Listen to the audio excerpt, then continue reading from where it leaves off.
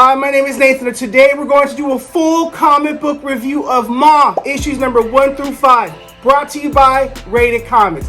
Timestamps will be in description if you want to go from issue to issue, and also link in description if you wish to purchase a comic book from RatedComics.com. Support the art, support the industry. If you like the content we're throwing up, you know what to do. Don't be shy and don't be stingy. We do awesome comic book reviews on Rated Comics, comic book related content with the occasional comic book giveaway. With that being said, let's get to it.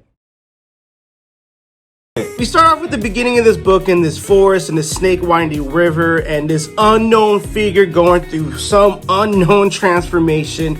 I'm sure there's a point to this. Then we go back to 13 days earlier on the coast of Virginia. Two sisters are traveling to this feminist retreat, and this driver, I guess you call him like a Cheech-Chong Uber kind of driver or whatnot, and he has these snarky and sarcastic remarks like, "You ladies are getting empowered today." And these two sisters named Wendy and Marion. Wendy is the blonde girl. Wendy tells the driver that her sister and I are going to this retreat with Diana Spiro. Do you know of her? And the driver is like, "Man, I'm the only guy who can enter on the property without being axe murdered by 70-year-old lesbians." Okay, this guy has some clapbacks and some sarcasm to go with it, but Marion is more cynical, and there's a reason for that which explains later in the comic book. Pretty much this book establishes that Wendy's the optimist, the driver is sarcastic, and Marion is cynical. And when they finally arrive to the women's retreat, they make a really cool callback moment that this gate looks like the Jurassic Park gate to me. So here we are. So when they enter the gate, we see this beautiful landscape overshot of the retreat and its scenery. Obviously, Marion has to make another joke. Well, that explains why the women here are dinosaurs. Makes sense.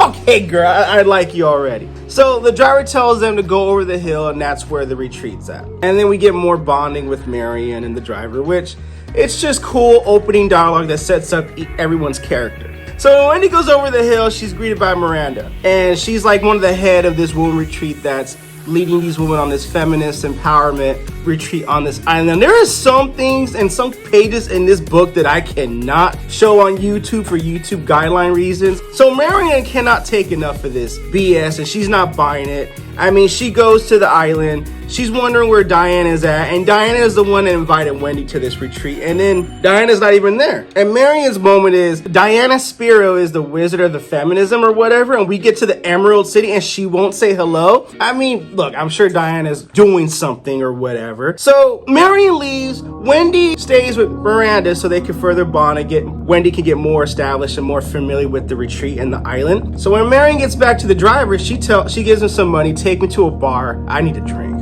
So while Marion and the driver go and get that drink, Miranda takes Wendy where all the women are performing this ritual where they sit under the tree. And this ritual is where they call back to their past trauma. And this lady is sit back and she recalls these events that haunt her, like she locks the bathroom door. He kicks it open. He's screaming. He's calling me lazy. I cleaned the bathroom just the way he wants it. The days I clean the bathroom, he reaches for my neck and then it takes him. And then things go dark and red. It has long arms and fingers. It rips his tongue out. When it spits on his face, it spits his lies in his eyes bubble. Let him try to see the problem with that kitchen now. So what they're doing is they're birthing their rage, revisiting traumas, imagining that they had a protector there to help them. Miranda tells Wendy it's the guardian spirit and it could be fierce.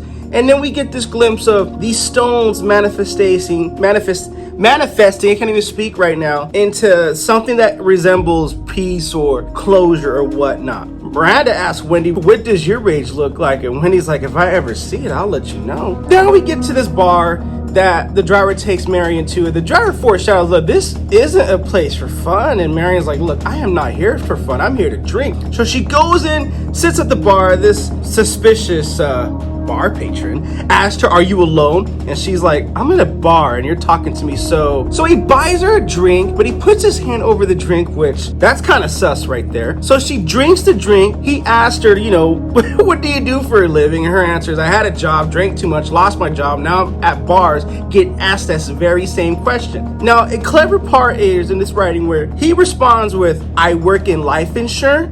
And before he can say the rest of the words, it blurs out and we get this glimpse of a sunset. And she just goes into her flashbacks. This book does a very good job on throwing you off course. It never gives you the full story. It gives you a gist. It just throws curveballs at you. So she's having flashbacks of dramas and trauma and it was cold, and she describes this past event that haunts her. She knew she was sexually assaulted. When her and Wendy sit on the hood of a car, and Wendy tells you should go to the cops, and she's like, I can't go to the cops when you drink like me. They're gonna give you lifestyle tips. Well, then you should at least go to the hospital, Wendy tells her. No hospitals. In hospitals, your body becomes public. You become a crime scene. And they're like, it has to be something you can do. And then Marion, which explains why she's cynical, or at least I believe this explains why she's cynical. And she recalls a flashback where she was assaulted, went into a court case. She had all this video evidence of her being sexually assaulted. Cigarettes were put out on her, but they didn't call it assault when they put cigarettes out on me. They call it youthful misadventure. And they only got 5 months in probation for that verdict. Well, they had a video of it, right? Well, the question was never whether they were guilty. The question was whether anyone cared. They posted posters of me on the neighborhood asking for dirt on me. There was threats to bomb our house. The lawyer talked about my drinking problem. They played the video. They made me watch it. They made me watch it in public. When I twitched, they said it was an orgasm. It wasn't enough. There's no justice. And that's the most justice that anyone will ever get. And this is a powerful story right there. And wow, that's all I got to say. So Wendy feels guilty about it. She's like, I was supposed to protect you. You were supposed to be safe here. And it's just like, have this powerful back and forth dialogue. And Mary ends it with, look, they say everyone has power, right? Well, I have the power to take a shower. It's a very clapback response of power my butt. We don't have power. Then Wendy looks down and she's like, you called me tonight. That's power. You have the power to ask for help and you let me bring you home. That's power. I'm gonna leave a little meat on the bone for you guys in case you do decide to purchase a book. Link in subscription, by the way. So to me, this is a story about rape and trauma caused by it. The physical torture is explained beautifully and it caused a lot of emotional distress, and it's at the heart of these two sisters' characters. How they deal with the effects and the lack of justice and their relationship are the themes of this opening issue. It deals with obviously tough and blunt subjects. This is what the book is. I'm just reviewing the book, but it has a disturbing beginning that never allows you to settle in. It doesn't. You don't know what it is. Overall, I think it's a good beginning to a horror story that sets its stakes early. Not only it stood out, but I think the only flaw in this book, if I can call it a flaw, is it ends too abruptly. But I think in the story, it works to serve as a benefit of a cliffhanger. It has horror elements to it, and the horror story hasn't begun yet, and I believe it'll go more into issue 2 in this 5-issue series. But it doesn't shy away the brutality and the cynicism of sexual assault. It's a very strong issue that runs the chance of walking a very fine, thin line. It lives on a very delicate subject that could be flooded with a whole sea of trigger warnings. But for the sake of storytelling, I totally understand it. I totally get it. And I don't know if I quite dig the book yet, but I will say I will be reading issue number 2 just to see where this goes, because this is one of those, it's a potential lots of trigger warning, and it walks a very fine line, and it's very crafty, but I think if you get the book, you won't be disappointed. Now, on this second issue of this 5-part horror series, we start off with 1 week after Marion's attack when she was sexually assaulted and raped at a bar nearby this feminist woman retreat. She's watching Diana Spiro, the head of this retreat, on YouTube, from what it looks like, comic book version, about how astonishing resilient women are. How much disrespect and dignity and actual trauma must the average woman endure just to get through her day? How much must she rise above? And Marion's like, whatever, girl. You're wearing a $5,000 pantsuit. What do you know about trauma? We don't know. We know what Marion went through. So we get a ring on the doorbell. She gets steak delivered to her for dinner. And she talks about, I haven't risen above anything that happened to me. The rape, the court case. She's referencing what happened in issue number 1. Everyone took a chunk out of me. I didn't endure or triumph. I just survived, because you know what happens if we don't put up with it? They call us monsters. And she takes a bite of the meat, symbolizing of what she's been through with the rape, and if she speaks out against it, then she's looked frowned upon. Now we see Wendy at this retreat where a lady is confessing their traumas to the goddess of this feminist retreat. I totally forgot what the goddess name is, if it was mentioned. And the trauma that she talks about was in her publishing house job. It was a really good job. She worked there her whole life, and there were stories about this door that sounded crazy, where the girls who went into his office, it took a while for them to come out, and he just abuses these women And she went through that trauma too, and she grieves. So now they grieve to mother because now their trauma are the mother's trauma, so they kind of pass it along and alleviate themselves of that. Now they call for Wendy to divulge her trauma. What have you lost to male violence? And Wendy's like, well, my sister went through something. And they're like, no, we don't borrow trauma here. What have you personally been through, Wendy? And she's like, then we go to the next thing, and Marion's like, you passed the trauma? Like, you passed it like a blunt? And she's like, well, I don't know.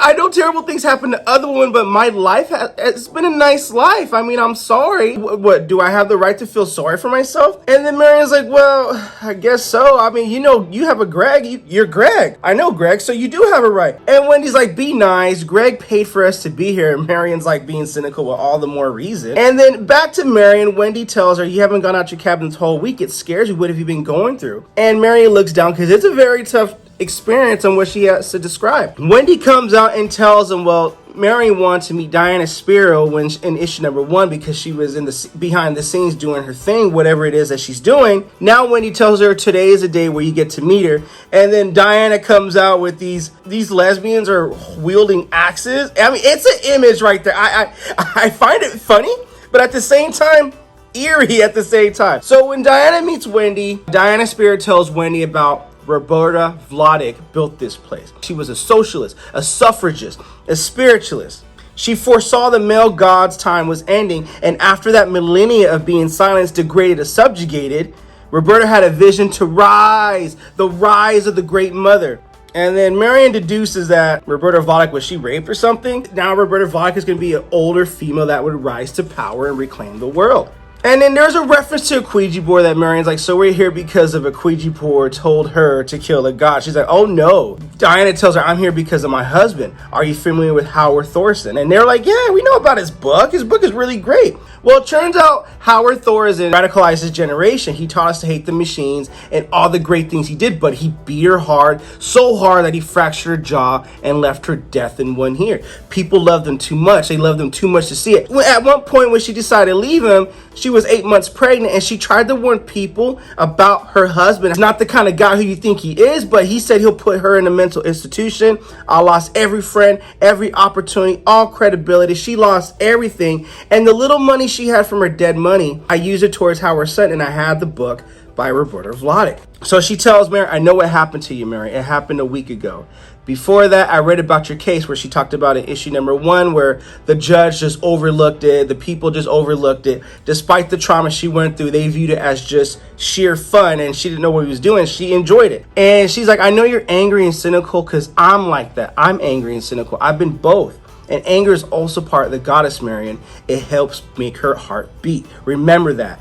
And it was just like Marion's like, okay. Now meanwhile, Wendy's trying to find a way to blend in. So she goes to this guy jokes around that he's the male oppressor and he's the one that drives a woman around or drives a woman to the compound. And she's like, what are you doing? And he's just lighting it up like it's Coachella style. And she's like, give me some of that. And then Wendy's like, well, I paid $6,000 to hear problems, and I don't know what I'm doing here. I'm trying to find a way to fit in. So after some conversation, it deduces what Wendy's situation is. She has 2 children, Aston and Tyler, 6 and 8. And she's a stay-at-home mom. And she agreed to be a stay-at-home mom until they were old enough to go to school. When they started to go to school, she didn't enjoy being a housewife in the 50s. She doesn't have a job. She doesn't know how to get a job or what job she wants. And it's not that she just didn't not enjoy being a housewife. It was just, am I more than just a mom? Am I just a mom? I mean, I just hate being known as just a mom. I haven't read for fun. I can name every character on PJ Masks, but not my congressman. I have more opinions on breastfeeding than I have breasts. I come here to find out what else am I, and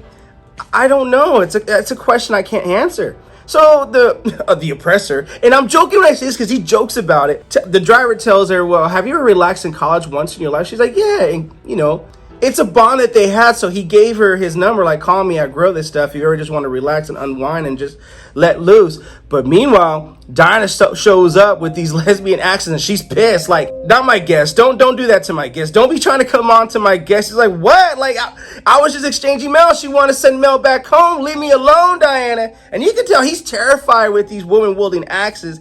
And there's nothing settling about that. There's nothing. So as for former punishment, she tells his driver to double the run of groceries this week because the women don't feel safe. And that's all. So the last message the driver tells Wendy is be careful. People come to my mother to escape their lives, they never get what they expect.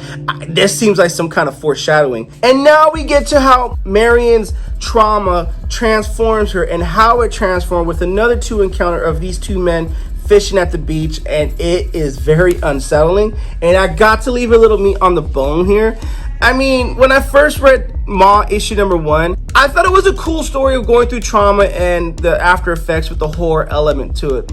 But I wasn't thoroughly convinced with going into the second issue, but I wanted to give it a try. And I got to say, I'm kind of looking forward to what issue number 3 is. Not that I'm ace, like this book is an ace, I want to go for it, but it's like, I'm curious now. It's not a bad story, and it talks about Marion's struggle, and it doesn't focus on, you know, the rape. Because if it just focuses on the rape and what she went through and to make it a spectacle of that, I don't find that interesting.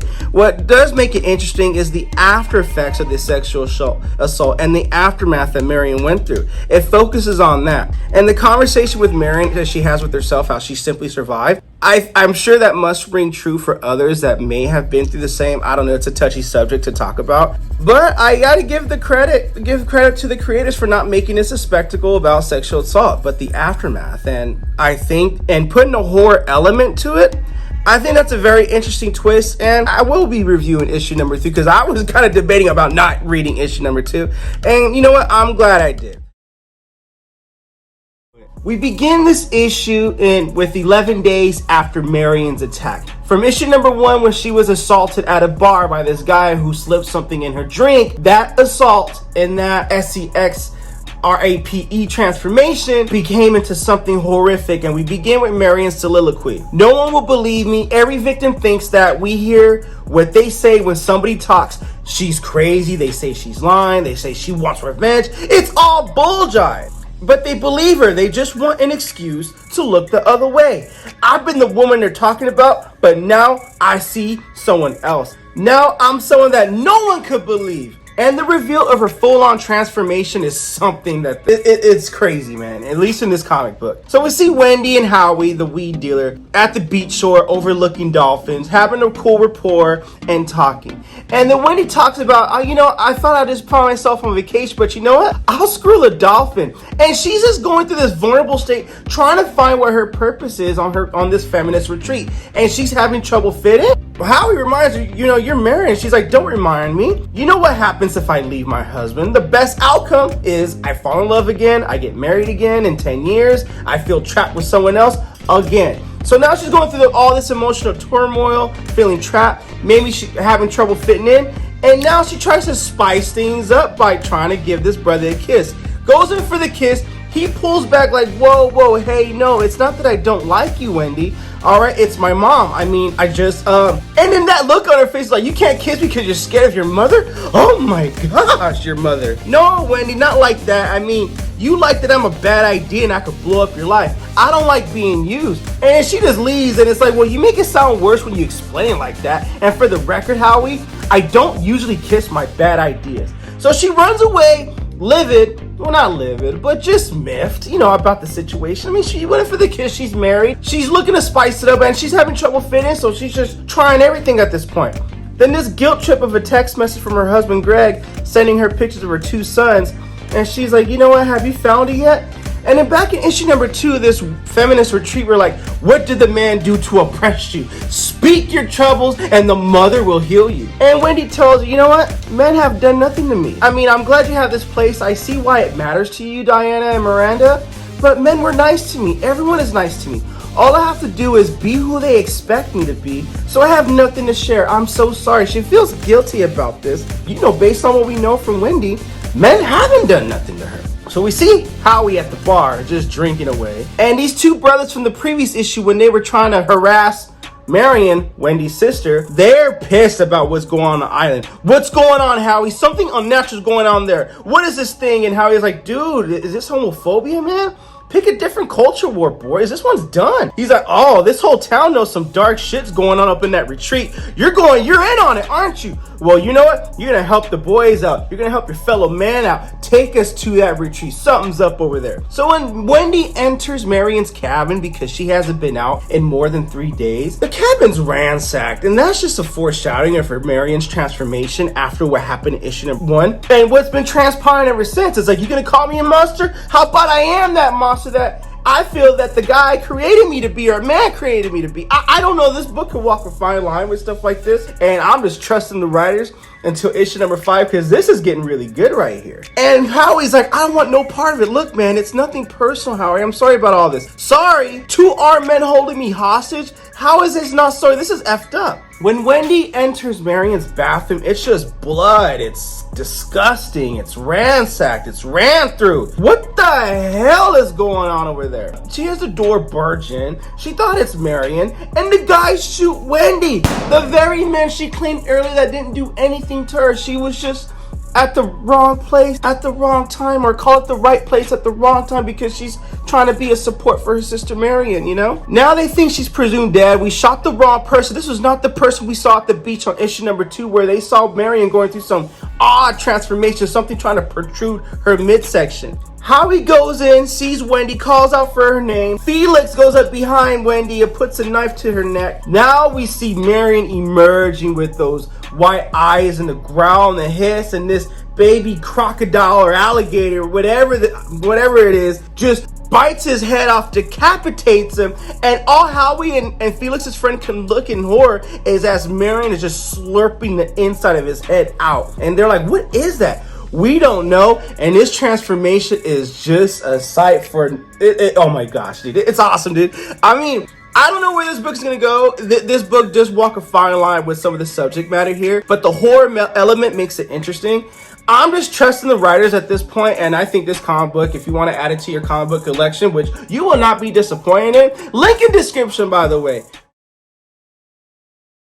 We begin this issue with the flashback of Marion and her sister Wendy 2 months before the feminist retreat they did together and before Wendy's death. Wendy enters the room and says, sorry, Greg couldn't make it. Greg's her husband. No, he isn't, says Marion. She asks Wendy how is mom. Drunker than any human has ever been, Marion offers Wendy a drink and responds with all but one. Marion continues to drink alone as if she's trying to reach rock bottom. What happens if I'm not around to pull you back up, says Wendy. Definitely some kind of foreshadowing of what we are to expect, and definitely a reference to issue number 3. Depression is rage turned inward. Words of wisdom from Wendy's yoga teacher. Same yoga teacher who says crystal cure cancer by teaching our brains to heal? A typical cynical response from Marion. But I wonder if that's possible. Just kidding. What's inside you, Marion, is powerful. You can use it more than just killing. You can use it to fight justice and make the world a better place. I feel like this is a preview where we're going with this issue. Present time, 12 days after the attack, we get this brother drinking alone at the bar. He was one of the attackers from the previous issue that led to Wendy's death. When the woman from the retreat bumped into his chair by accident, spilling his drink, it set him off and pissed him off. You come here dressed all slutty and you get so wasted you can't see straight? You know what happens to girls like you, and someone's gonna teach you a lesson. Okay, I guess so, daddy. A horrifically transformed Marion emerges from behind and knocks him out with the bottle. Kind of ironic, don't you think? Perhaps it's the kind of justice that she has taken into her own hands. She monologues, if every victim in this world could get justice the way I got it, what would it be? 1 million slaps on the wrist? 1 million judges deciding not to ruin some poor guy's life over a mistake? Clearly she's recounting her events, what happened to her. Men who hurt women without having nothing to be afraid of. But I want that to change. What she does next is unspeakable, and I could only imagine being slow and painful punishment, would you say? In this panel, we see Howie driving and gets an incoming call from Miranda Palmer at the women's retreat. He's driving and we're not sure what the call is about, and he tosses the phone out the window. Still dealing with the guilt and trauma over Wendy's death, he seems to be wandering aimlessly inside a store. Aimless no more as the transformed Marion grabs him by the ankle, kidnaps him, and drives him off to the undisclosed location in the woods. Marion describes her transformation this panel as it doesn't feel like her anymore. The hunger is getting bigger, angrier, and coming through faster every minute. It feels like every horror story I've ever heard of is alive inside of me. The rage inside is tearing through my skin, and it's too much for anyone to carry. Too much to hold at once. I won't survive her, and neither will anyone else. She pulls Howie out the van and advises him not to run. What the flying F would you do in this situation? Seeing that shit, run! I guess Marion controls this other creature that stops Howie in his path. So he has no choice but to talk to you. Talk to Marion. What happened to you, Marion?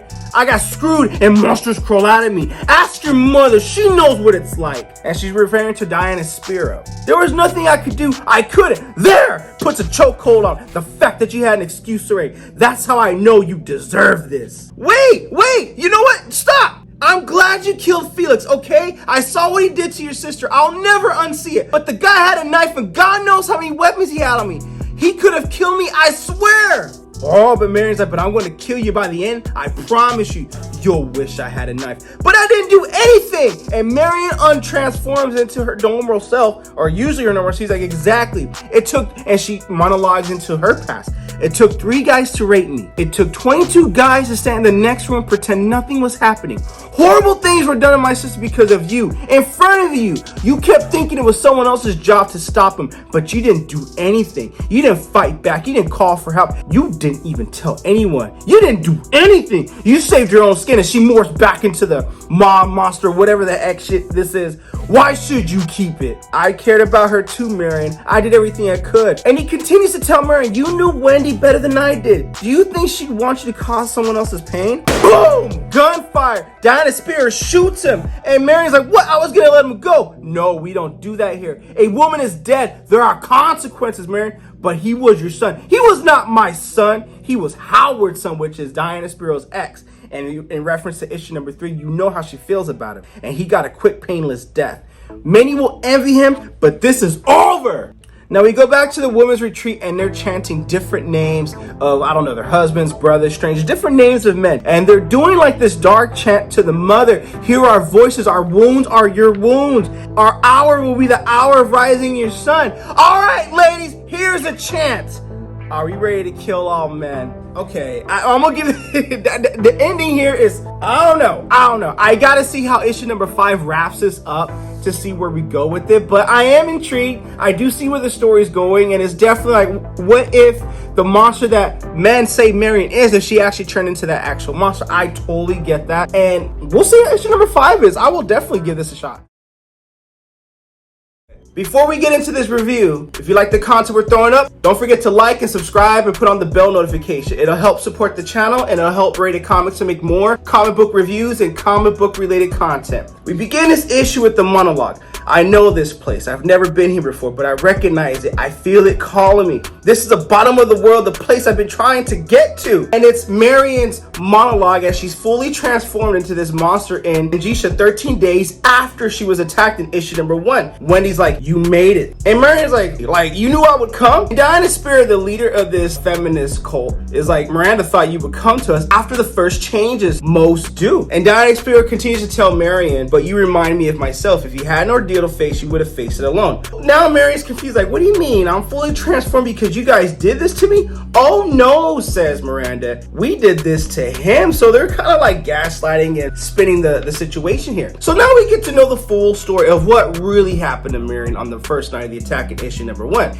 On the night of the attack, his brother goes into the bathroom and Howie's alive. He's like, hey man, you want to party? Hands him over a pill. Some guys are getting ready to party that van out back. We need you to ask this girl out to dance. You see her at the bar in black. Take the pill, take the girl out. So he takes Marion, slips her the pill. She's already knocked out unconscious. So when he walks to the van with Marion, the van opens up. Miranda's there, dunks him over the head, knocks him out unconscious. And they put him in the van. What kind of stuff is this? So Howie, when he's alive, he tells Miranda, good hunt, I guess, huh? Stop talking to me like we're on the same side, Howie. And Howie's like, dude, I know you hate what I do, Miranda, but you keep making me do it. Making you every year and I never ask why, and you never tell me, continues Howie. My mother hates me too, you know, except when I do this. Keep in mind, in the previous issue, we figure out Diana Spear is Howie's mother. So Miranda opens up and says when she was 5 years old, her father held her down and shaved her head because her father so desperately wanted her to become a man. Now when I look at you, all I can see is how glad I am it didn't work for me to become a man because of what you're doing to help us out. It's like they both hate each other, but damn, they both need each other, but damn, at least they got weed with one another to at least open up and vent to one another, you know? So after further talking, Howie tells Miranda, I don't know how to make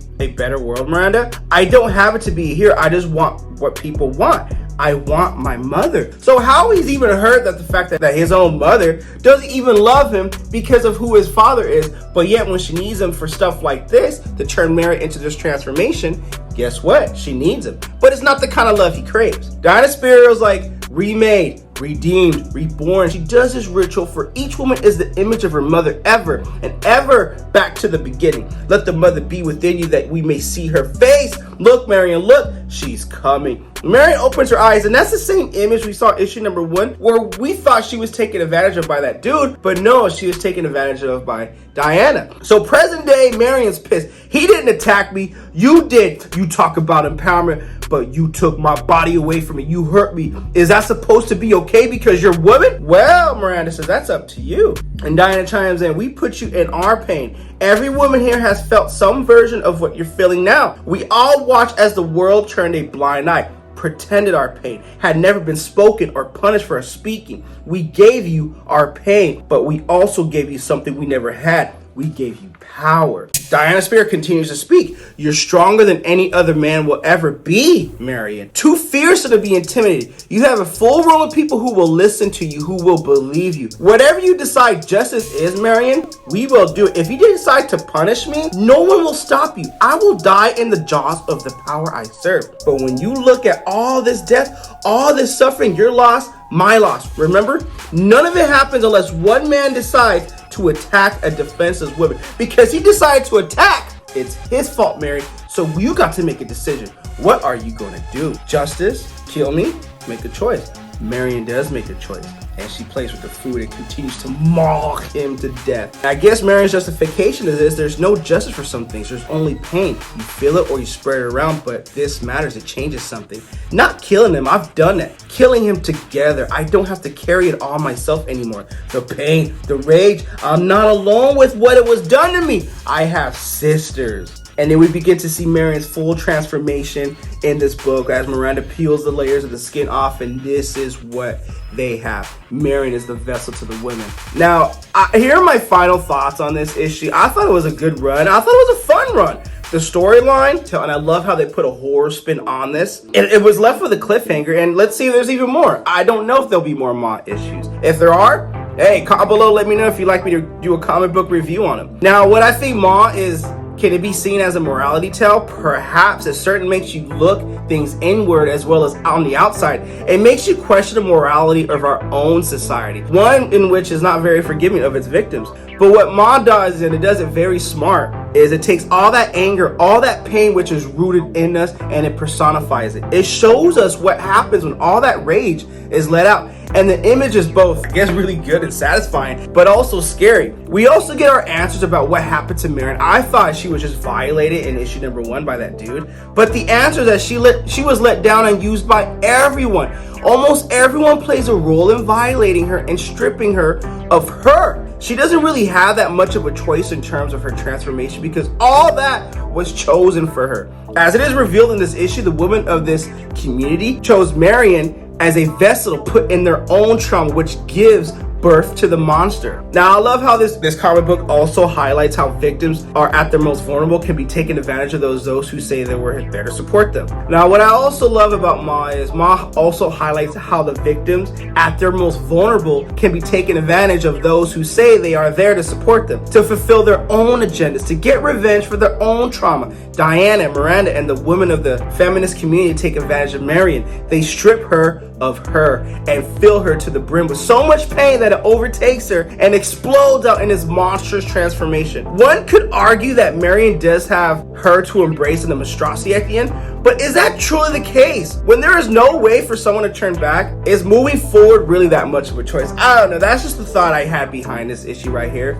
And by the way, if you want to add this comic book to your comic book collection, link in description, by the way. I thought it was a fun read. Overall, this series definitely was fun. Issue number 4 had my doubts. It was like, okay, you're just gonna kill men, what the heck? But the plot twist, everyone plays a part, and I thought it was very compelling storytelling, if you ask me. With that being said, Maw, issue number 5. What you guys think of the comic book? Comment below, let me know. And also, if you like the content we're throwing up, you know what to do. Don't be shy and don't be stingy. Here at Rated Comics, we do awesome comic book reviews, comic book related content with the occasional comic book giveaway. Thanks again for watching.